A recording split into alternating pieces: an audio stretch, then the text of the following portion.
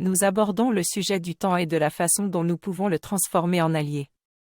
Le temps passe vite et plus nous avançons en âge, plus il paraît rapide.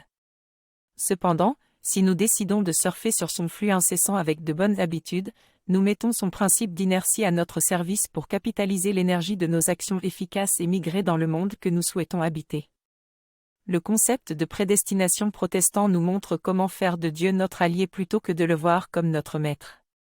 En utilisant le temps de la bonne façon, nous pouvons capitaliser sur nos actions et avancer dans la vie plutôt que de le blâmer pour notre propre égocentrisme.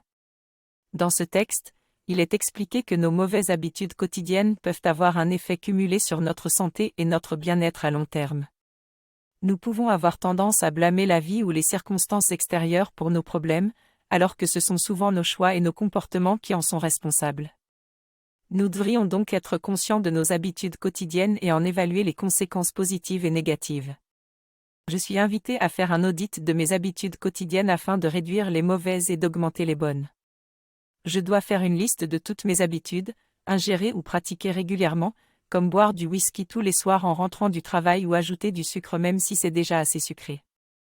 Je dois noter chaque habitude avec un « plus » si c'est une bonne habitude ou un « si c'est une mauvaise ».